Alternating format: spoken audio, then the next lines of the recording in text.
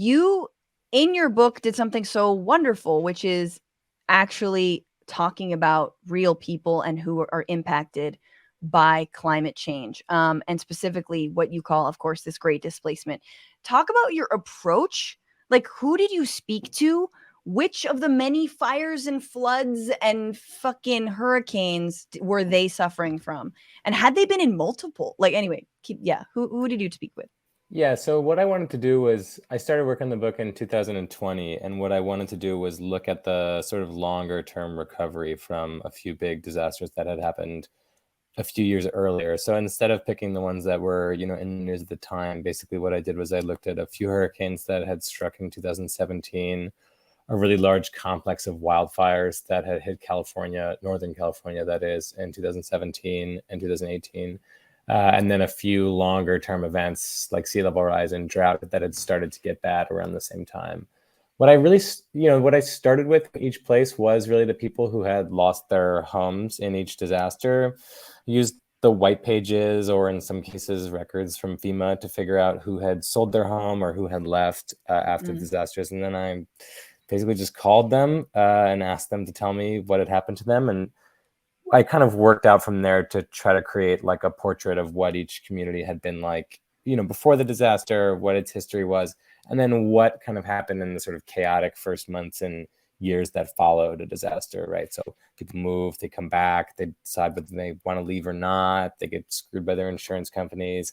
I was really trying to show how like the financial and economic turmoil that follows those disasters and the difficulties that the government has in helping can push people away, to places that they never thought they would end up.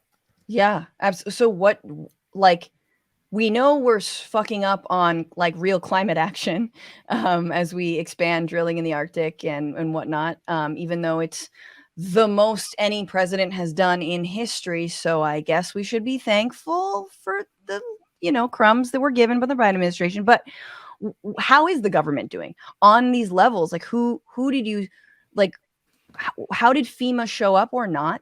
How did Yeah. they, like, what was the response and what is the continued follow up? Yeah, I think like a few days after I started working on the book, I was talking to a woman from New Orleans and who had fled after Katrina, and she said, "You know what FEMA stands for, right?" And I said, "Yeah, Federal Emergency Management Agency." She said, "No, no, no. It stands for Fix Everything My Ass." Well, oh, really? I thought it stood for Federal Emergency.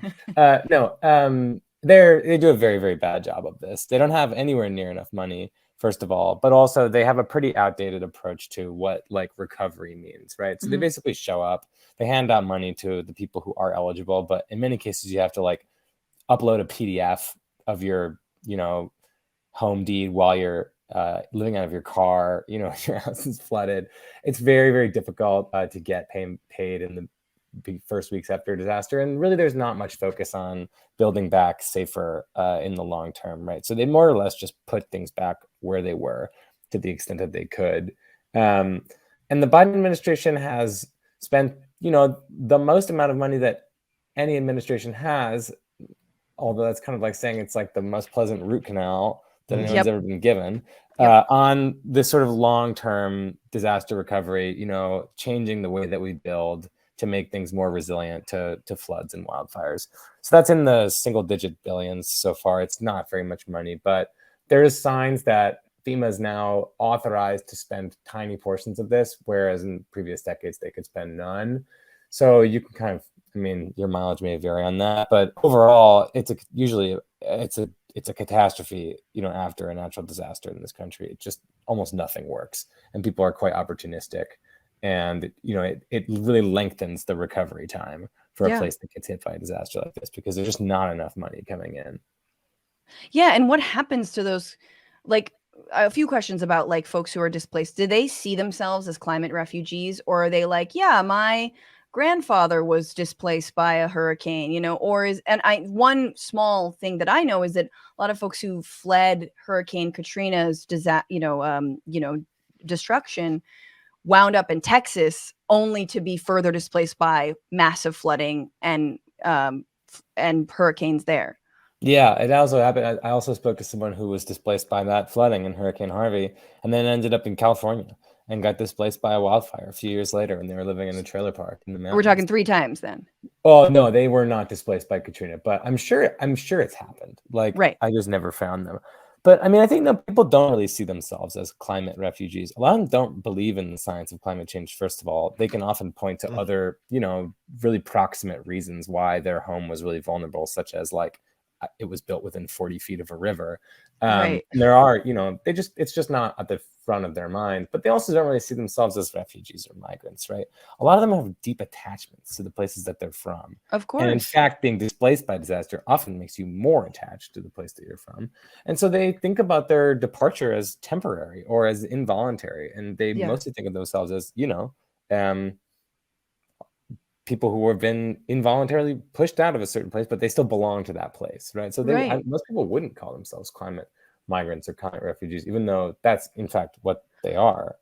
Who gets to rebuild? Like, who can stay? Is it people who had the best insurance plan? Is it people who are just like buddies with real estate? Like, what Yeah, happens to those places? insurance is definitely the big dividing line in who gets to rebuild, right? So some people can't afford it, or they can't afford enough of it, or they can't get it because their homes are too risky, and the insurance company said, "We don't want you on our rolls." And the people who do have enough, they generally can rebuild where they are, and the people who don't generally can't. And that the other sort of segment is people who rent, tenants who basically can't. They have no equity in their home, so they don't really have the ability Of to course. finance a rebuild if they're even allowed back into their apartment to begin with.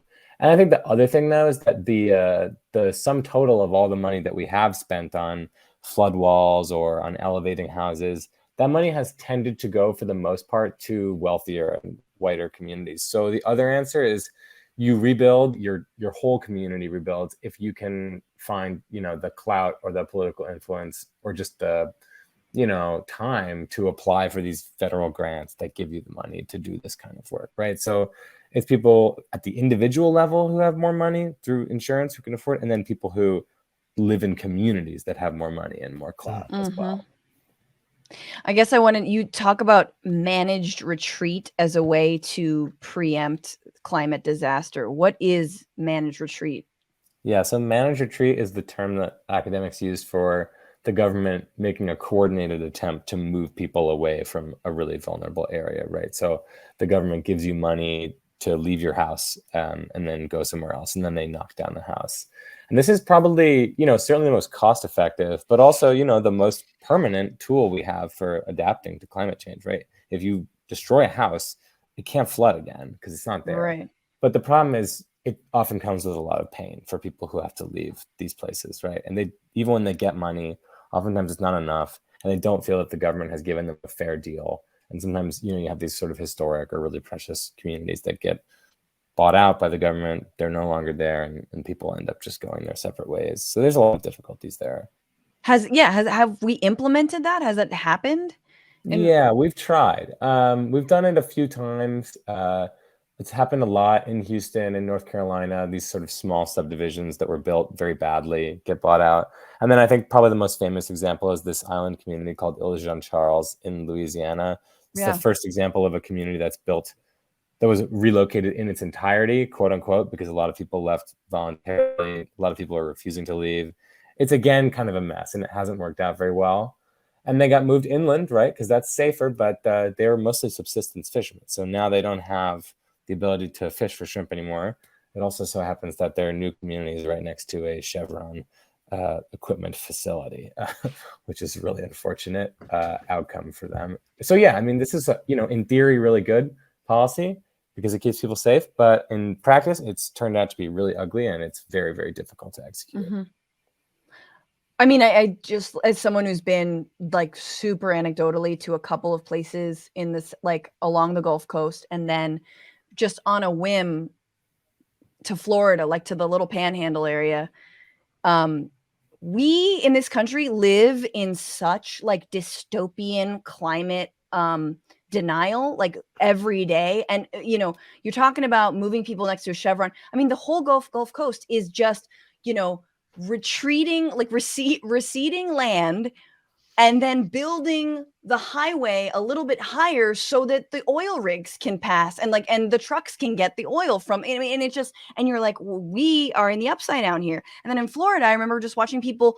This was 2005, man. Watching people the spring before Katrina, watching people rebuild in Florida on the sand, just there's the water, and again, this is not on them. I'm not blaming them, but it is, again, this sort of bizarre, Groundhog's Day of complete lack of preparedness. If you have the insurance, hey, hunky dory, congratulations. And if you don't, you're fucked. But there's no grand, coordinated resilience and plan either to stop climate change or to help people when they inevitably get hit with the effects of it.